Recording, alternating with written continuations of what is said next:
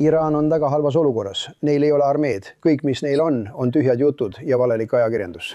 Nende laevastik on täielikult hävitatud, 100%. Nende õhuvägi on täielikult hävitatud, 100%. Nende armeed, me võib öelda, ei puutunud, sest arvame, et see on osaliselt mõõdukas. Sa saavutad suure võidu lahingus, aga nemad ütlevad, et sa kaotasid. Te hävitate kogu nende laevastiku, aga nemad ütlevad, et nende laevastik tegutseb fantastiliselt. Ei, see oli purustatud, täielikult purustatud. USA president Donald Trump pöördus kiiresti Iraani ja kogu rahvusvahelise üldsuse poole ning teatas, et otsustas iseseisvalt täielikult ümber kirjutada juba peaaegu valmis rahulepingu Teheraniga. Pärast seda ründasid USA sõjaväelased laeva, mis üritas murda blokaadi Hormuzi väinas. Kuid tundub, et Donald Trump hakkas tugevalt närveerima. Ta kurtis, et ta saavutas suurima võidu, kuid kõik ümberringi ütlevad mingil põhjusel, et ei, ta ikkagi kaotab. Ja seepärast lisas ta, et Iraanil pole armeed ning kõik, mis neil alles on tühjad jutud ja võltsuudised. Ja seepärast ütles Donald Trump, et tundes vastase nõrkust, otsustas ta viimasel hetkel kokkulepet ümber kirjutada. Kuid edasi kõlas midagi ebatavalist. Trump väitis, et Iraani sõjaväe pihta ei tehtud agressiivseid rünnakuid, kuna nad on USA presidendi arvates režiimi suhteliselt mõõdukas osa. Viimane Trumpi avaldus. Ja Iraani ja USA vahelise kokkuleppe allkirjastamise edenemist arutamegi selles saates koos teiega. Minu nimi on Aleksei Bitši ja arutame seda teemat koos. Aga enne kui alustame, palun tellige kanal, pange like, kirjutage oma kommentaar ja liituge minu Telegrami kanaliga Bitši News. Selle link on selle video kirjelduses. Nii et kui kõik ametnikud Washingtonis hakkasid kõiki veenma, et leping Iraaniga on peaaegu valmis, teatas Trump äkitselt, et tahab teha mõned muudatused oma saadikute ja Iraani kolleegidega saavutatud kokkuleppesse. Valge Maja sõnul soovib Trump sõlmida kokkuleppe ja loodab selle peagi lõpule viia, kuid püüab tugevdada mitmeid talle olulisi punkte, eriti neid, mis puudutavad Iraani tuumaprogrammi. Ja nüüd selgitas Donald Trump Fox Newsi eetris, mida täpselt ta selles punktis ümber kirjutas. Trump teatas, et Iraaniga sõlmitava rahuleppe punkt, mis puudutab tuumarelva, muudeti ja nüüd kõlab see järgmiselt. Iraan ei arenda ega omanda mingil moel tuumarelva. Trumpi sõnul on USA'l Iraani suhtes 2 tegutsemisvõimalust. Need on diplomaatia või sõjaline jõud ning tema arvates viivad mõlemad teed eduni. Samal ajal rõhutas ta, et eelistaks sõlmida kokkuleppe, mis võimaldaks päästa palju elusid ja eelkõige avada Hormuzi väin. Trump ütles ka, et tema arvates on pooled väga hea kokkuleppe sõlmimisele lähedal. Kui aga kokkulepet ei saavutata, kaasatakse küsimuse lahendamisse USA sõjaministeerium. Ja Trumpi sõnul on ainus garantii, mida ta vajab, Iraani tuumarelvade puudumine. Millega, nagu Trump väidab, on Teheran juba nõustunud.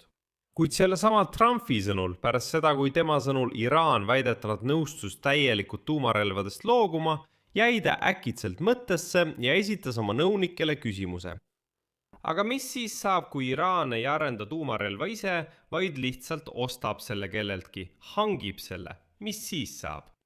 Just sellepärast muudeti sõnastust ja nüüd sisaldab see keeldu mitte ainult arendamisele, vaid ka igasugusele tuumarelvade omandamisele. Edasi tuuakse Trumpi tsitaat. Nii et me saame järk-järgult seda, mida tahame. Nad on väga karmid läbirääkijad. See võtab palju aega. Mul ei ole kiiret. Tahaksin öelda, et mul on kiire, sest siis läheksid bensiini hinnad järsult alla. Aga kui kiirustada, ei saa head tehingut. Aeglaselt, aga kindlalt tundub mulle, et me saame selle, mida tahame. Ja kui me ei saa seda, mida tahame, siis lahendame selle küsimuse teisel viisil. See haakub Valge Maja esindaja sõnadega, kes juba reedel pärast olukorraruumi koosolekut ütles ajakirjanikele, et Trump, tsiteerin, sõlmib kokkuleppe ainult siis, kui see on Ameerikale kasulik, rahuldab tema punased jooned ja tagab, et Iraan ei saa kunagi tuumarelva omanikuks. Kuigi siin ilmneb esimene vastuolu. Asi on selles, et isegi praegusel kujul on see vastastikuse mõistmise memorandum, sest rahulepingu allkirjastamisest pole veel juttu. See sisaldab Iraani kohustust mitte arendada tuumarelva, kuid seal pole ette nähtud mingeid konkreetseid järeleandmisi. See tähendab, et Iraan ütleb, me oleme valmis kaaluma seda, et me ei hakka tuumarelva arendama. Aga siis, Dokumendis öeldakse, et antakse 60-päevane periood Iraani tuumakohustuste ja USA sanktsioonide leevendamise üle läbirääkimiste pidamiseks. Sealjuures on päevakorras esimesena Iraanis rikastatud uraanivarude utiliseerimise ja edasise rikastamise piirangute küsimused. See tähendab, et memorandumis ei ole praegu mingeid konkreetseid kohustusi. Samuti teatatakse, et Trump soovib muuta mõningaid sõnastusi, mis puudutavad Hormuzi väina taasavamist. Ameerika ametnik teatas, et Trumpile öeldi, et iraanlased vastavad umbes 3 päeva pärast. Huvitav on see, et Iraani riigimeedia teatasid, et tehing on lõpule viimisele lähedal, kuid veel mitte lõplikult. Ja nad teatasid, et Iraan saab miljardeid dollareid külmutatud vahenditena. Valge Maja eitab seda. Jutt käib sellest, et Iraanil on läänes külmutatud umbes 24 miljardit dollarit. Ja Teheran nõuab, et mingite läbirääkimiste alustamiseks vabastataks neist vähemalt 12 miljardit. Huvitav on see, et samas intervjuus Fox Newsile väitis Trump, et Iraani sõjaväelastele tegelikult agressiivseid lööke ei antud. Kuna nemad, Iraani sõjaväelased, on Trumpi arvates režiimi suhteliselt mõõdukas osa. Ta lisas, et kõigi vastaste täielik hävitamine viiks selleni, et riik ei suudaks taastuda paljude põlvkondade jooksul.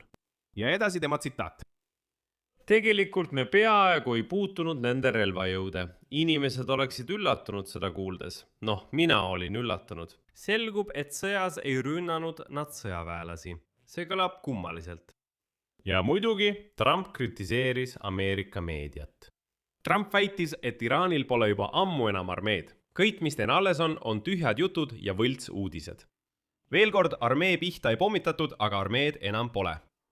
Nii, Fox Newsi intervjuus kritiseeris USA president Ameerika meediat selle eest, kuidas nad kajastasid USA operatsioone Iraani vastu.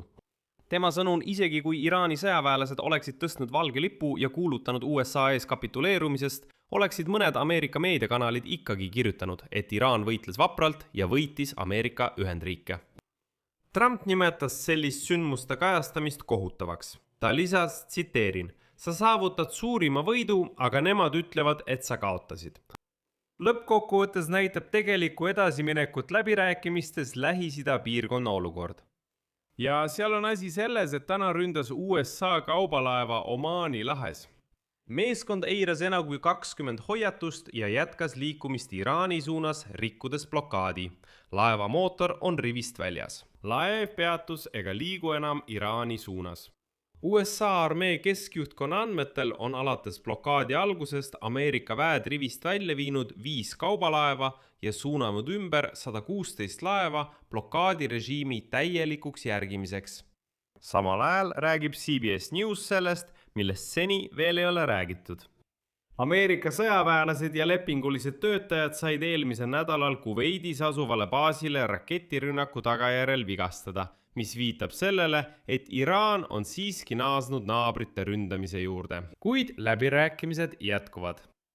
Üldiselt panen siia 3 punkti. Kirjutage oma arvamus ja järeldused selle video alla kommentaaridesse. Tellige kanal, vajutage kellukesele ja ärge unustage laiki panna.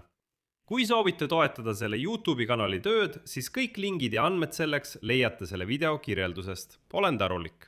Sellega on kõik. Hoolitsege enda eest, kõigile head aega.